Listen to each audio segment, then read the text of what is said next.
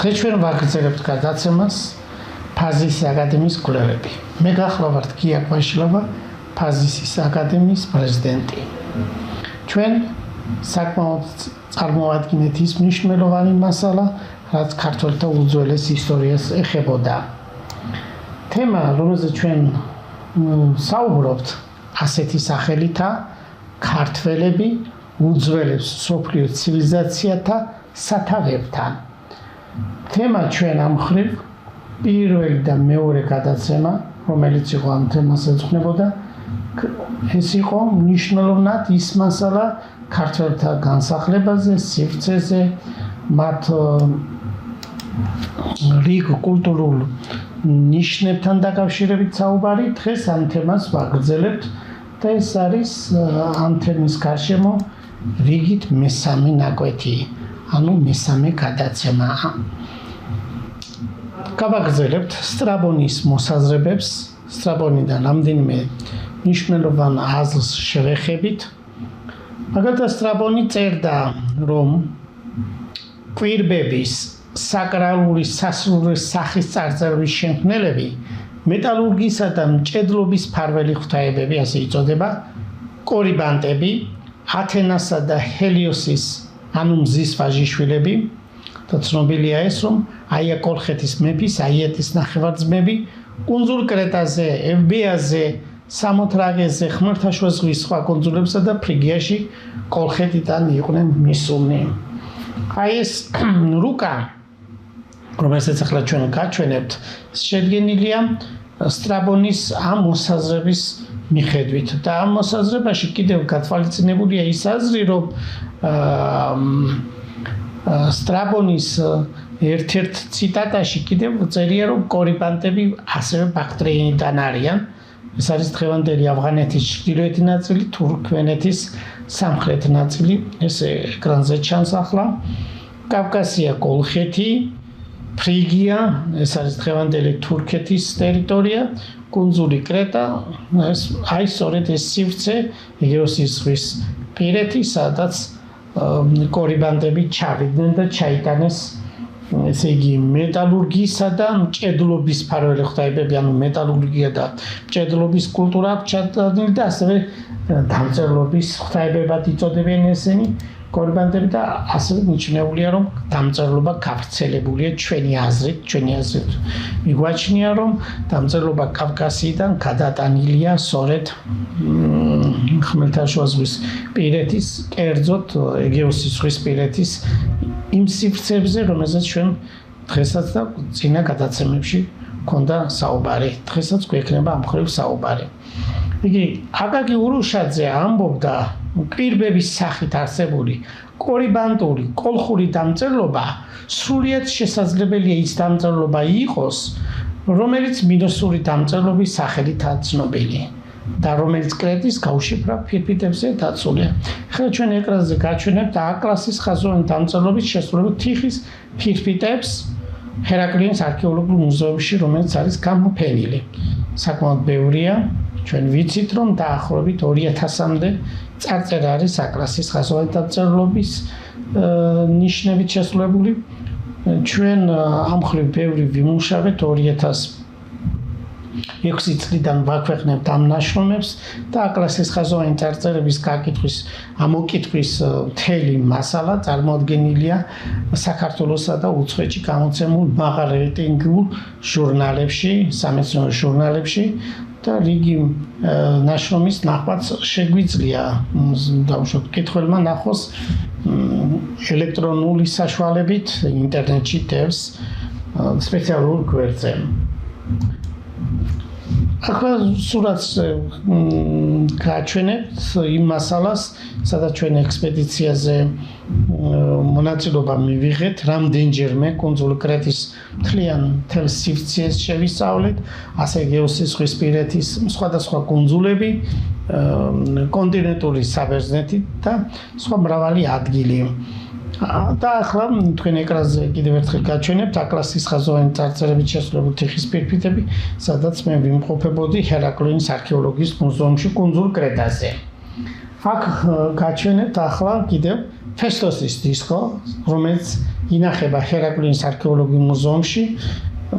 ესეც ჩვენ მიერ გაშიფრულია და ეს მასალები გამოქვეყნებულია ნაშრომის სახით.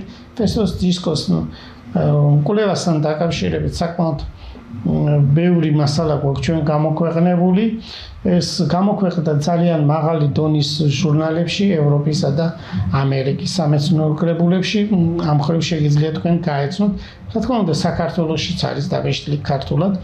ფესტოსის დისკოს ტექსტის გაშიფრვა და აკრასის ხაზოვანი დამწერლობის გაშიფრვა გვაჩვენა ჩვენი სურათი, რასაც ძველი ბერძნული წყაროები ამბობდნენ, რომ უძველესი კოლხები განსახლებული იყო ხმელთაშუაზღვისპირეთში, კერძოდ ეგეოსის ზღვისპირეთში. აქ კიდე გაჩვენებთ შემდეგ ფოტოს, აკრასის ხაზოვანი დამწერლობის შესრულებული პითოსი, ანუ ჩვენებურად რომ ვთქვათ, ქვევრი ჰერაკლიანის არქეოლოგიის მუზეუმში. აი თქვენ ახლა ფოტოზე რომელსაც ხედავთ, წარმოდგენილია ის ადგილი, სადაც აკრასის ხაზოვანი დამწერლობის შესრულებულია და იკითხება ადამიანის სახელი, რომელიც ჩვენ გავშიფრეთ და ეს წარმოვადგინეთ ნაშრომში. ეს ჩვენი მოსაზრებით ალბათ იყო ვინც დაამზადა ეს პითოსი, ანუ მოსტატის სახელია ამოჭრილი. შემდეგი მეორე, ეს არის კიდევ პითოსი, საინტერესო, აი თქვენ ხედავთ, სადაც აკრასის ხაზოვანი დამწერლობის შესრულებული თიხის პითოსია, პითოსის აი სადაც თითით გაჩვენებთ ფოტოზე, ურს ტრიქონიანი აკრასის ხაზოვანი დამწერლობის შესრულებული წარწერა. და ეს წარწერა ჩვენ ამოვიკითხეთ და ამ წარწერების მთლიან ამოკითხვას შემდეგ გადაცემებში ნაწილობრივ გაჩვენებთ ძირითად ნაწილს. თუმცა ეს მთელი აკრასის ხაზოვანი დამწერლობით შესრულებული თიხის პირფიტები 1099 ცალია. დანარჩენი კიდევ სხვა ნივთებზეა წარწერა და ვთქვით რომ 2000 წარწერა. ქართველმა მსმენელმა კარგად გაიგოს, რომ ფესტოს დისკოს დამწერლობა სხვა არის და აკრასის ხაზოვანი დამწერლობა სხვა არის.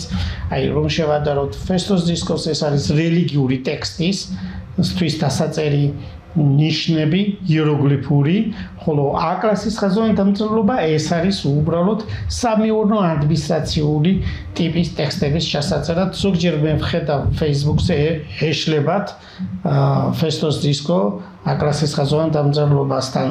ფესტოს დისკო, როგორც ვთქვი, ცალკე მდგომი დამწერლობა, ხოლო ახაზოვანი აკრასის ხაზოვანი დამწერლობით შესრულებული თიხის პირფიტები სხვა არის. აი ეს პირობითი სახელები აკრასის ხაზოვანი, იმიტომ რომ ევანსმა დაარქვა აკრასის ხაზოვანი უძველეს ეგეოსის ზღვისპირეთის ხაზოვან დამწერლობას უფრო ძველს ადარქვა, ხოლო მომდევნო პერიოდისას, რომელიც ადან შეიქმნა, უпростоრად შექმნეს ბერძნებმა აკრასის ხაზოვანი დამწერლობის ნიშნებიდან B კლასის ხაზოვანი დამწერლობა, აი ეს სწორედ ეს B კლასის ხაზოვანი აღმოჩნდა მიკენური ხანის ბერძნული ენა. ხოლო აკრასის ხაზოვანი და ფესტოს დისკოს კრეტული იეროგლიფური წარწერების, ანუ აკრასის ხაზოვანი დამწერლობით შესრულებული თიხის პირფიტები და სხვა ნივთებზე მოცემული წარწერები არის დაახლოებით 2000-მდე. კრეტული იეროგლიფური წარწერებით შესრულებული ნივთები დაახლოებით 360 ცალია და ფესტოს დისკო არქალოხური ცული და რამდენიმე კიდე პატარა წარწერები, რომელიც ერთიანად მთლიანად ჩვენ მიერ შექმნილი ალგორითმის და მთელი ლინგვისტური მასალების შესწავლის შედეგად ამოკითხულია აკრასის ხაზოვანი, კრეტული იეროგლიფური, ფესტოს დისკო უძველეს ენაზე, პროტოქართველურ ენაზე. ეს პროტოქართველური ენა პირობითი სახელია, ლინგვისტური, ეს არის ადრეული პერიოდის ენა, რომელიც ჯერ არ არის წარმოდგენილი ცალკეულ ენებად, მაგალითად სვანური, კოლხური, ქართული. აი ეს ის პერიოდი, რომელიც უფრო ადრეულია, ამ ტექსტებში სწორედ ის ენობრივი სისტემაა დაცული, რაზეც გამყრელიძე მაჭავარიანი, კლიმოვი, ფენდიხს ჟველაძე და სხვები ბევრი თავიანთ ნაშრომებში წარმოადგენენ.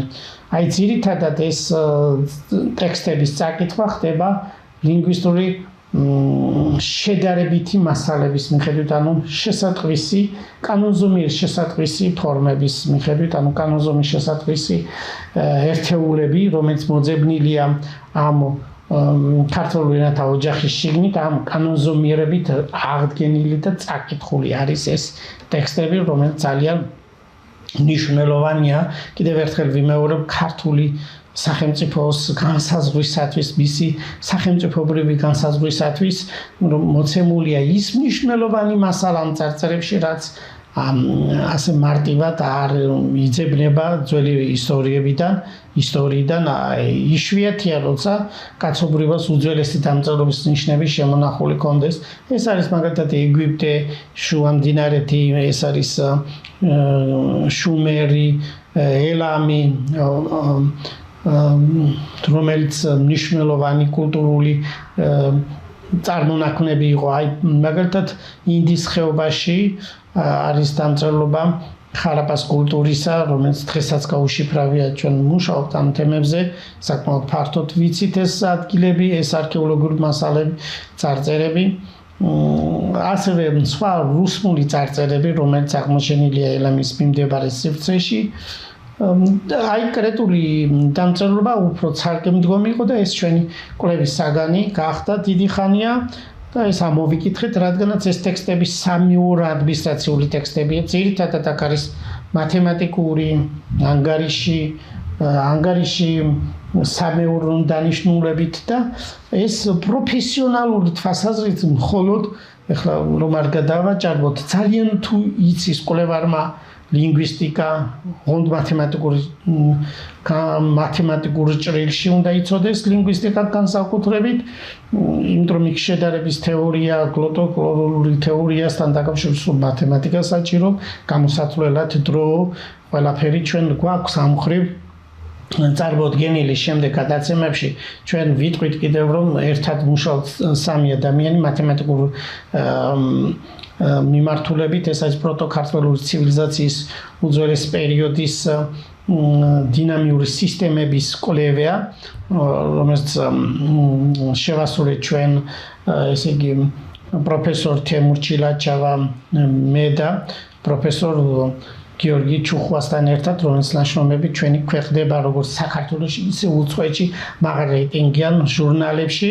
ეს არის საკმაოდ მნიშვნელოვანი, პირველად ქვეყნდება პროტოქართველური მოსახლეობის დემოგრაფიის თვალსაზრისით, რამდენი იყო ადრე პერიოდში, რამდენი გახდა შემდეგში. ამ მასალებს ჩვენ შემდეგში წარმოვადგენთ.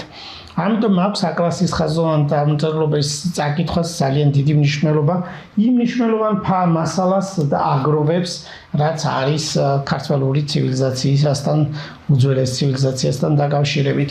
ბევრი არ კითხულობს ამ ნაშრომებს, ვთქვა ჩვენ, ბევრს არ ისმის ეს ლინგვისტური კანონზომიერები, მათემატიკის ცოდნა, ეს ძალიან მარტივი არ არის. ეს მათემატიკა არის დიფერენციალური განტოლებები, კერძო წარმოებულიანი განტოლებებით შესწავლა ხდება. ყველასთვის ეს ხელმისაწვდომი არ არის და ამიტომ ეს მასალები, რომელსაც ჩვენ წარმოვადგინეთ, თითქმის 30 წელზე მეტია, არის ძალიან მნიშვნელოვანი. ჩვენ ვიკვლიეთ ეს წარწერები, როგორც ვთქვით, მათემატიკური მიმართულებით, ეკონომიკური მიმართულებით და როგორც ლინგვისტურ მიმართულებით, ქართველოლოგიურ კვლევების თვალსაზრისით აქ წარმოდგენილი ის რეკონსტრუქციები, რომელიც ჩვენ ვიპოვეთ, მნიშვნელოვანია ქართველოლოგიის მეცნიერების განვითარებისთვის. ის მოსაზრებები, რომელიც ნიკო მარს, არლონ ჩიკობავას და სხვებს გააქვთ გამოთქმული, ამ წარწერებში ეს მასალები დასტურდება. ჩვენ ახლა კიდევ წარმოგიდგენთ, როგორც თქვით, ბ-კლასის ხაზოვანი დამწერლობის შესრულებულ თიხის ფირფიტებს, ეს ხერაკლიანის არქეოლოგიის მუზეუმში ინახება, როგორც უკაცრავად, როგორც სურათზე ხედავთ, აი აქ ის წარწერებია წარმოდგენილი, პირველად კი არ უნდა გვესმოდეს ეს ჩვენ ქართველები, რომ აქ ამ წარწერებში ყოველ შემთხვევაში ამ თიხის ფირფიტებზე ფიქსირდება მედეა, აიეტი, იასონი, კოლხეთი, აია და ეს იმდენად მნიშვნელოვანია ჩვენი კულტურისთვის. ძირითადად ამას ყურადღებას არ აქცევს ბევრი ქართველი მეცნიერი და თიხის პირპიტებზე მოცემული ეს მასალა რა თქმა უნდა აღმოჩენილია ეს კუნძულ კრეტაზე, კონოსოში და ბ-კლასის ხაზოვანი დამწერლობის შესრულებულია. ეს არის მიკენური ხანის ბერძნული, არაგვერიოს A-კლასის ხაზოვანი დამწერლობა ჩვენ მიერ ამოგეთქული ეს არის პროტოქართმელური ენა, ხოლო შემდგომი პერიოდის B-კლასის ხაზოვანი ეს არის მიკენური ხანის ბერძნული დამწერლობა. აი ეს ბერძნება დამწერლობა აიღეს სწორედ უძველეს ქართულ ცივილიზაციიდან.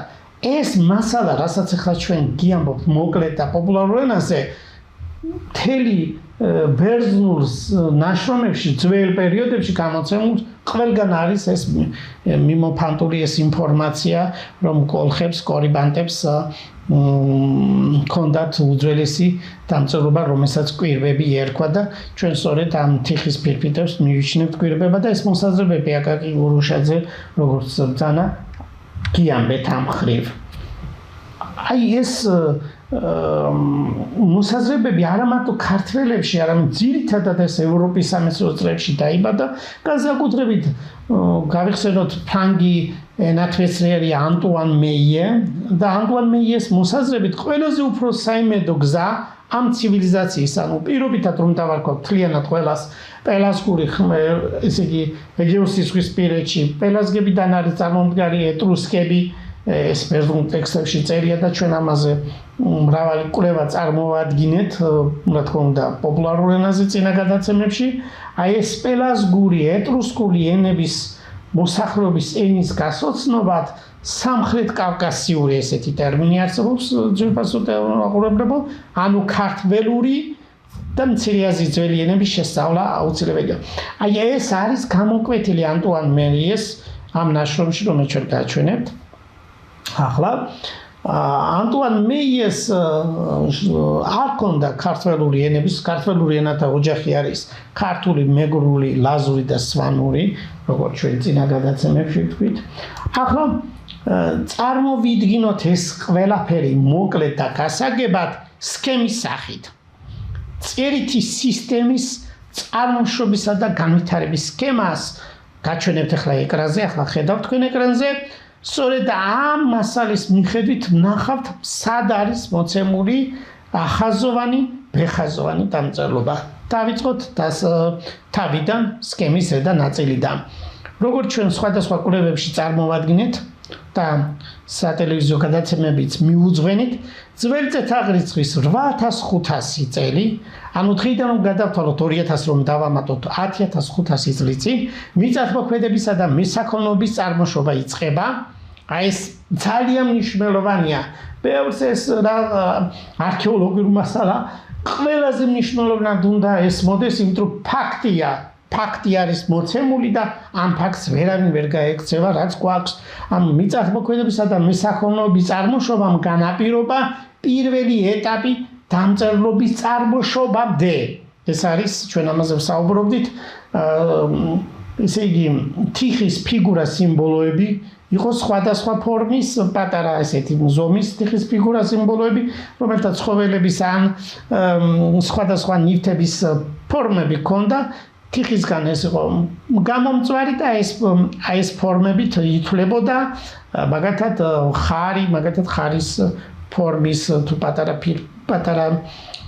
ფიგურები იყო დამზადებული და ასე შემდეგ ხარი, ძროხა, თევზი არის კიდევ მაგათად პური, ხორბალი და ასე შემდეგ. აი ესე და ნაწილში ხლა თქვენ რომელსაც ხედავთ ეკრანზე, ეს არის ის ფიგურა სიმბოლოები, სადაც ესე იგი შუა მდინარეთში თიხის ფიგურა სიმბოლოები არის დაახლოებით 8500-7500 წელი ქრისტესშობამდე. პარალელურად უკვე გამოიკვეთა, რომ ცალკე დგომი არის, რა თქმა უნდა, ჩინეთის სივრცეში და შუანგდუნის თიხის ფიგურა სიმბოლოები, აი ფაქტობრივად ის პერიოდი ერთმანეთს ემთხვევა, ეს არქეოლოგიური კვლევები ახალია, ესეთი მიწათმოქმედებისა და მოსაქონლეობის წარმოშობამ განაპირობა, ესე იგი ანგარიში შემოსავალი რა არის მარცვლეულის ან მესაქონლეობაში ცხოველების დათვლა და ასე შემდეგ. ფაქტობრივად ეკონომიკურმა ურთიერთობებმა და განაპირობა ესე იგი მათემატიკის წარმოშობა და დამწერლობა. ჩვენ ამაზე კვლევები გვაქვს, დისერტაციაც გვაქვს დაცული, ესე იგი ეკონომიკურ ურთიერთობათა როლი მათემატიკისა და დამწერლობის ჩამოყალიბებაში.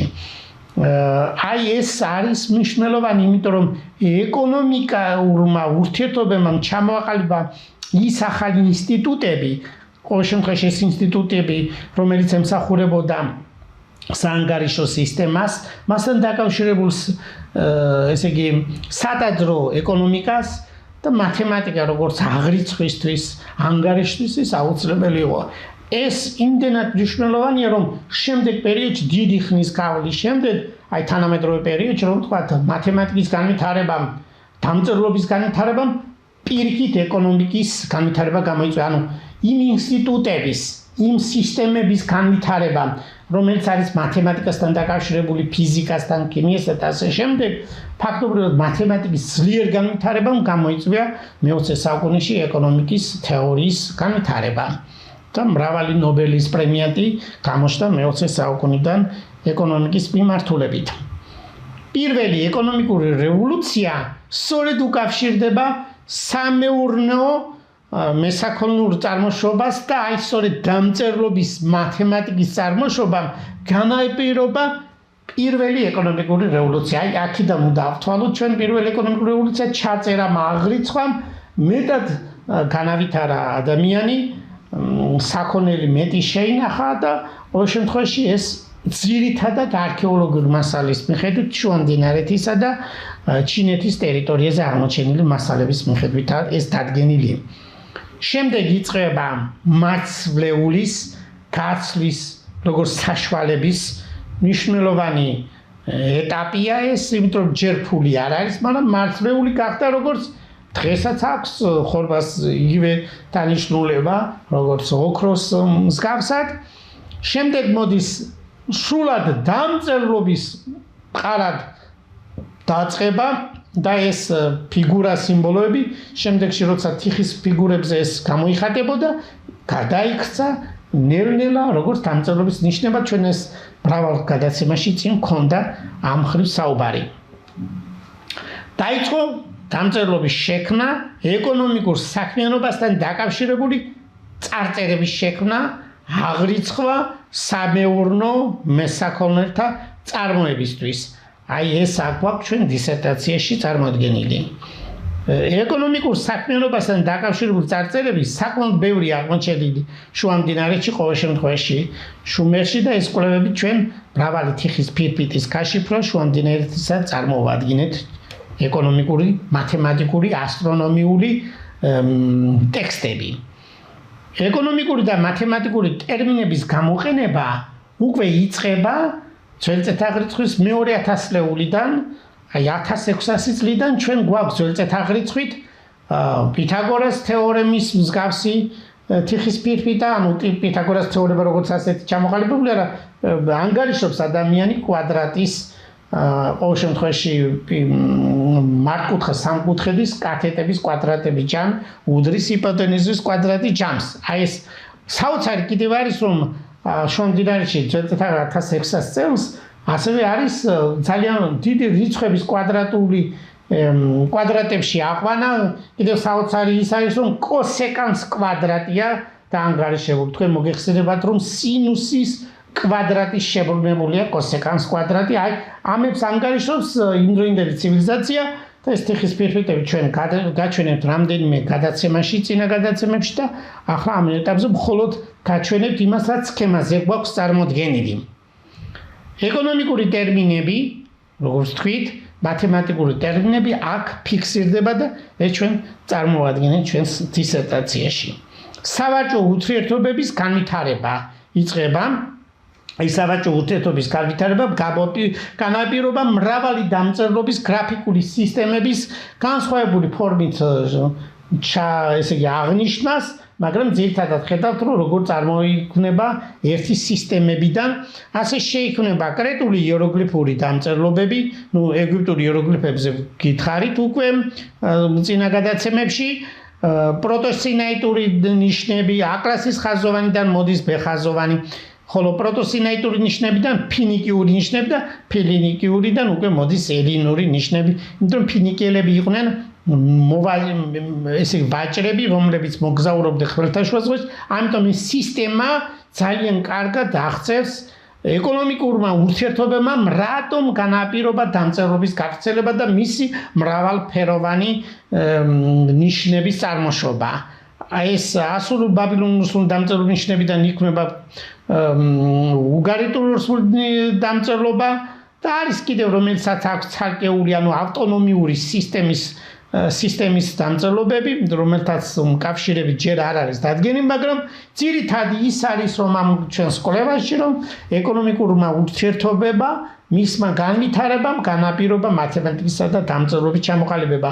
მიზეზი იმისა, რომ დამწერლობა რისგან შექმნილიყო, მას ლინგვისტიკა, ფილოლოგიური კვლევები ვერ გამოიკვლევდა, ვერ დაასაბუთებდა და ამიტომ ჩვენ მრავალი მეცნიერის მაგალითად დენიშმარ ბესერას ნაშრომების მიხედვით და სხვა მეცნიერების გამყრეძე კიგნაძე შადური და შენგელაიას ნაშრომებში ეს კარგად არის ნაჩვენები თეორიული ენათმეცნიერების კურსში და ჩვენ ეს მრავალი მეცნიერის კვლევა როგორც თქვით შევისწავლეთ და გავანალიზეთ ამ დამწერლობის წარმოშობის მთელი ეტაპები, რატომ დაიწყო ეკონომიკური ურთიერთობები. ჩვენ გონდა ასეთი მოხსენება ერთ-ერთი სამეცნიერო კონფერენცია, რომელიც გაიმართა საქართველოს მეცნიერებათა ეროვნულ აკადემიაში, ქართველოლოგიური კონგრესი, იქ წარმოადგინეთ ასეთი ნაშრომი, ასეთი მოხსენება ეკონომიკა, მათემატიკა და დამწერლობა. ანუ ეკონომიკურმა ურთიერთობებმა წარმოშვა აღრიცხვის და ამ განაპირობა სწორედ დამწერლობის შექმნა და ეს სურათი ფაქტობრივად გვაძლევს იმის საშუალებას, რომ შევხედოთ მთელ სისტემას. კიდევ ერთხელ ვნახოთ ეს სქემა წერითის სისტემის წარმოშობისა და განვითარების სქემა ძალიან საინტერესოა. ეს სქემა ძირფასო ტელემაყურებელ დიდი ხნის მუშაობის შედეგადაა მიღებული ყველა დეტალი გაანალიზებული და სათანადოდ შესწავლილია დააწვრილებით სრული მნიშვნელობით რომ გითხრათ მათემატიკური სიზუსტით ყველა დამწერლობას აქვს ეს გრაფიკული დაკავშირება და ეს გონია ჩვენ რომ ძალიან საინტერესო არის საერთოდ ზოგადად დამწერლობის ისტორიის შესწავლის მხრივ. ამ სქემას გაგრძელება აქვს და შემდეგი სქემა ვნახოთ. დამწერლობის წარმოშობაზე ვთქვით, რომ 3300-ში იწყება. სამხრეთ კავკასიური ხაზოვანი ნიშნები ჩვენ ეს გვაქვს, ყოველ შემთხვევაში საქართველოში აღმოჩენილი და ეს ჩვენ რამდენიმე წინა გადაცემაშიც გავაჟღერეთ. და მე იწყება ძალიან დიდი ხნის პროცესის შემდეგ და მაგალითად წელიწადაღრიცხვის მე-11 საუკუნემდე მოვიდეთ, იმიტომ რომ რაღაც ნაწილი იმ წინა სქემაში იყო და აღარ გავიმეორებ. ხარის როგორც ლითონების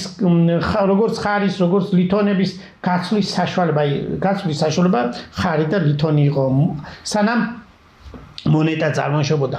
აი მონეტის წარმოშობამდე ეს არის დამწერლობის ის ნიშნები, რომელიც ჩვენ გვაქვს. ყოველ შემთხვევაში ახლა კავკასიაში გრაკლიანის დამწერლობა ამ სისტემაში მოთავსდება წელიწადაღრიცხვის მე-11 საუკუნეში და თქვენ ხედავთ, როგორ პარალელები არის სხვა დამწერლობასთან, აი მაგალითად ბერძნული ელინური ნიშნები ყალიბდება მე-8 საუკუნეში ქრისტეს შობამდე, ანუ 300 წლით მოგვიანებით, რაც გრაკლიანის დამწერლობა, შემდეგ ლათინური ნიშნები და მოდის ლათინური შრიფტი თანამედროვე, რომლის არის მთელი ევროპის დამწერლობა. აი მაგალითად ახლა დაუბრუნდეთ წინა ჰორიზონტს ხაზოვანი ნიშნები აღმოჩენილია საქართველოს ტერიტორიის წელიწადაღრიცხვის მე-5 საუკუნეში კოლხეთში და აღმოსავლეთში, ეს ნიშნებიც გამოხატულია. წელიწადაღრიცხვის ეს მასალები ჩვენ ცალკე ეს ძველი აღრიცხვის ეს დამწერლობის ნიშნები ჩვენ გამოვაქვეყნეთ.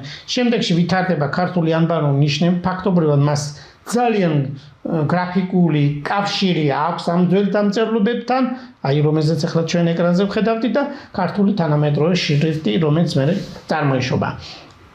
ახლა შევხედოთ, ესე იგი, როგორც ჩვენ თქვით, ლითონი და ხარი გახდა გაცვლის საშუალება.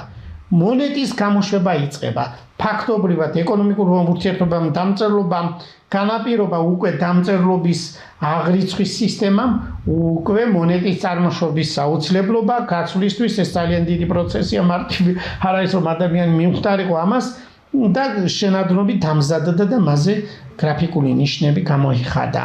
მაგალითად, ზოგ შემთხვევაში ლომი ხატია, ზოგ შემთხვევაში სხვა გრაფიკული ნიშნები. მაგალითად, ერთ ხარისზე კოლხურ თეთრზე არის გამოხატული ერთ ხარისზე ლომი, ერთ-ერთზე, მეორე ხარისზე ორი კვადრატი. შემდეგ შემოდის ძირითადად აი სწორედ ძველი წელთაღრიცხვის მე-6-მე-7 საუკუნეებში უფრო მოგვიანებით ტერმინები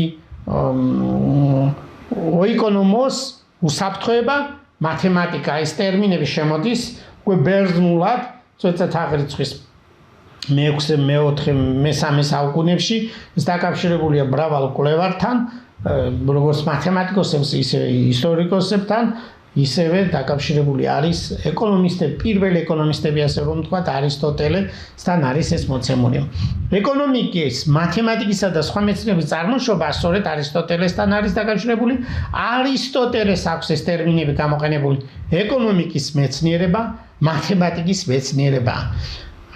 აი სწორედ ამ ეკონომიკურმა ურთიერთობებმა განაპირობა უკვე ამ ინსტიტუტების განვითარება, მასთან დაკავშირებული ინსტიტუტების დამწერლობის და ესე იგი სასწავლო სისტემების განვითარების შედეგად ყალიბდება პირველი აკადემია და ლიცეუმი. პირველი აკადემია პლატონის აკადემია ძველი წელთაღრიცხვის 387 წელს დაახლოებით ასე ლიცეუმიც 334 წლები აი ეს პერიოდები ვთქვათ, ლიცეუმი ეს უკვე არისტოტელეს ლიცეუმია. შემდეგში გავაგრძელოთ საუბარი, ძირითადად ძველი წელთაღრიცხვის 3 საუკუნეში თუ ამ ქართლის ცხოვრებიდან ავიღებთ ამ მასალას, წიგნობრობა ქართული შექმნა იწყება. აი ახალი წელთაღრიცხვის მეორე საუკუნეში ტერმინი ინსტიტუციები გამოიყენება, ეს ლათინური ტექსტებში ხდება.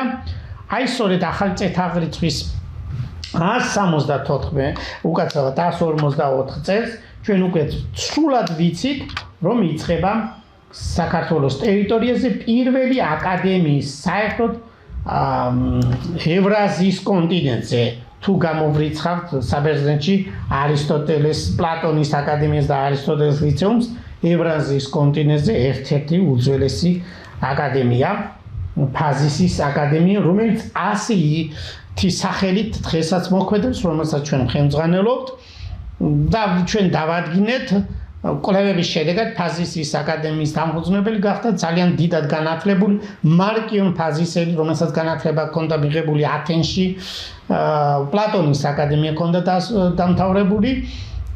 ის იყო როგორც დიდი ვაჭარი, ქემების ფლობელი სინოპიდან, დღევანდელი თურქეთის ტერიტორიაზე სინოპი, პონტოსპირა ქვეყანა, ეს უძველესი ლაზეთის სამეგრელო სივრცეა. აი ამ სივრცეში დაბადებულმა ადამიანმა განათლება, რადგანაც მიიღო ამ